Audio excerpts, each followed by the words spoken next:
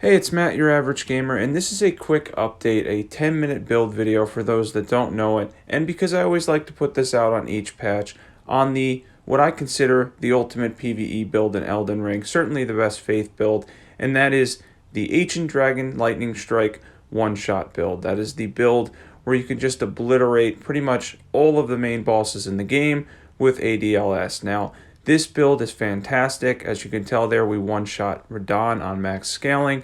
We're going to go over build, equipment. I have the stats at 150 on here. Everything you need to know. One thing real quick, if you're not subbed, definitely sub to this channel. If you love Elden Ring or you love overpowered PvE builds in general, definitely hit that subscribe button. There's a ton of awesome overpowered PvE builds on the channel. Definitely check those out as well. Now, as mentioned before, this is just something I like to cover with every patch. So this was a quick video that I put together to show that it still works and nothing's changed in the lightning and incantation world. This is still an incredibly powerful build. It's absolutely awesome. It can be done on the earlier journeys with the Gravelstone Seal and the 150 stats that I'll show you. And then on the later journeys, this is my main character, which is around level 300. And you're seeing we're doing massive damage. You can tell with the second phase of the Fire Giant here. I think like 20,000 or more. It really is incredible. This is still probably my favorite build. I love it so much. I think I like part of it because of the fact that like just one-shotting bosses with ADLS is a lot of fun, but it's also fun because it's lightning, and lightning is cool in general. I've done full lightning builds and stuff on my channel before. I have a lot of fun with the lightning type builds, and I like putting Faith on the map because Faith always seems to take a backseat to mages. Mages are really powerful. They're really just super powerful in Elden Ring. They've kind of always been that way in the Souls series, so it's nice to see that we have an option for Faith to absolutely obliterate stuff with ADLS. By the way, on max scaling, this one's actually really hard. I don't even know if I've ever one-shot him, but you can get him in 2 casts. If he stands in your way at the door and you're using this build, I just wanted to show this real quick because I know a lot of people have a hard time with him. When he's doing his slight phase transition in between, you'll have another opportunity to cast it. He pretty much always goes down in 2 casts, and it's very easy to beat him and get him out of the way so he doesn't hit you in the back. So this is like journey, I think, I don't know, 18 or something at this point. This has been a long way. This is basically my main character now. I think he's moved to my main character more or less. And I always trade with Malekith on the later journeys. It just happens to me. They're easy to one-shot. Both of them are easy to one-shot, relatively speaking. But at the same time, you always end up, like, if I had 60 Vigor, I probably would have survived it. But yeah, you go under him. He's always going to do that move. He seems to like automatically trigger that if you go under him. It did count in the end, and I one-shot both of them. But at the same time, trading with him isn't even that uncommon. Unfortunately, though, you do lose your runes in that spot, but it does take you to Ashen Capital. Again, you can one-shot them without doing that, but yeah, for me, I just tend to trade with them a lot. As far as Gideon goes, I don't think I need to explain that there. He's very easy. You can one-shot him pretty much every time.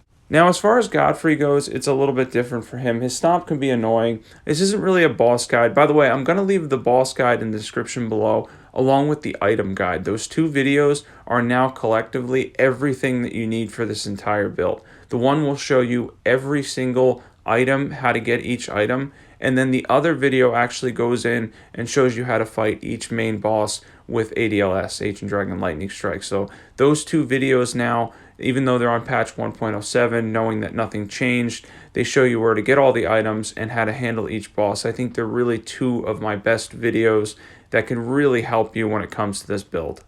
I'm working on a couple different builds at the same time here. This was kind of just something that I had to throw out because I do every single, patch. I always have to have one just so people ask, questions whether or not it changed, and in this case it didn't, thankfully.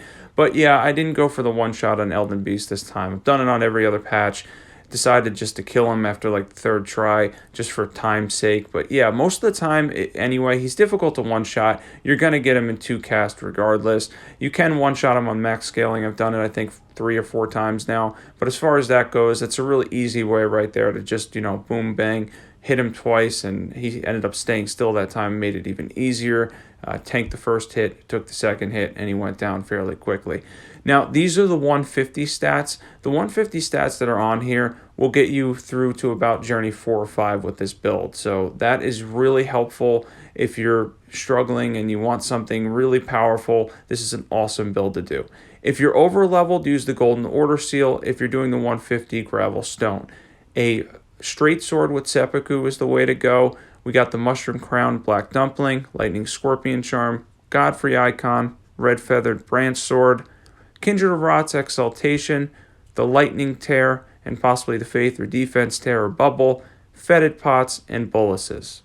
And these are my stats for my main character at level 300. If you're super over leveled and you have a main character, you can use the Golden Order Seal at about 80 INT and 80 Faith. It starts to beat out most of the other boosts. By the time you get to 99.99, it beats the other one because it's 22% stronger based on incant scaling alone. So what that does is that means that the 15% boost from the Gravelstone Seal, it's 7% stronger at 99.99. So the reason you see me using the Golden Order Seal is because before buffs, it's roughly speaking, I think between 6 and 7% stronger. I figured out the math one time. Now, as for the buffs, you would proc the Black Dumpling after you low health proc. I'm showing the buffing order here in this video, but as I mentioned before, the other two videos are really fantastic. If you're having a hard time or if you just want to set this build up for the first time, the videos I leave in the description will show you the item guide, buffing order, and how to handle every boss. But this is the full buffing order here with the Jellyfish Shield, Howl, Shabriri, I always say it wrong, and then the Fetid Pots last because they're very quick. All those are quicker duration. So we do the longer stuff like Golden Vow and your Flask first, and then the shorter duration stuff after. So Placidusax has, I think, like 37 or 38,000 HP at this point, but I wanted to show, even on the later journeys, how much damage this does to him. It absolutely obliterates him. If you're ever having a hard time with him and you use this build, you don't even need all the buffs to really do a ton of damage. Most of the time, with just some basic buffs, you can honestly destroy him. He'll never even get a chance to do his second phase, and he'll end up falling down and dying basically immediately because he's just such a large target. He takes so much damage from it, and his resistances really just don't matter because he's so big and he gets hit with all of it. I think he's got, I don't know, 40% lightning resistance or something like that. So does Elden Beast, but for Placidusax, you notice it even less because I think he's even larger. So he just takes all the hits from it, and it's an awesome thing to use on him. By the way, all the bosses in Caelid are pretty much, you can one-shot all of them very, very, very easily. There's something that you can practice on. If you're new to this build and you're trying it out for the first time, this section in Dragon Barrow is absolutely fantastic for testing Ancient Dragon Lightning Strike on. A lot of these guys, you can just use a couple of buffs. You don't even have to go through the whole buff system to maximize your damage there. You can just do a lot of basic buffs and stuff like that and completely obliterate them. They take a lot of damage from the lightning. They're larger targets, and it's a great place to practice this. It's pretty much, I think, for me, was where I practiced this at first, and it was an easy place to do because 2 of the 3 are unsuspecting, so you can walk up right behind them. And as far as the dragon goes, all dragons take additional lightning damage, and they're large targets to boot. So unless they're the lightning resistant kind, they're going to get completely obliterated by Ancient Dragon Lightning Strike. Now for mob control, I use Ancient Dragon Lightning Spear, or regular Lightning Spear works either one. You're not going to want to use ADLS when you're going through mobs with this build, but this works pretty well too. Ancient Dragon Lightning Spear has a pretty good AoE, does pretty good damage, and overall, it works really well against mobs. This is something that can kind of just obliterate everything around you as far as smaller enemies and such goes, and it matches everything else with our entire setup in our lightning build anyway, so it's getting buffed just like ADLS would. Obviously, it doesn't do that level of damage, but it takes the same exact buffs and it does pure lightning damage. For Ancient Dragon Lightning Spear, though, you don't need to buff it like crazy. You would just drink the Lightning Tear and do a couple basic buffs like Golden Vow before you head wherever you're heading. And then, yeah, it does enough damage to take on any mobs that I know of. It's pretty effective. And regular Lightning Spear is great, too. As you can tell with the horses there, it also has a lot of range. ADLS has more range than it looks, and they end up getting hit even if they're far away. That was pretty cool there. He probably should have went down in one shot, but yeah, just that bolt going out in a distance, and it hits him, and that's just awesome. It has more range than it looks, and it's highly damaging when you buff it.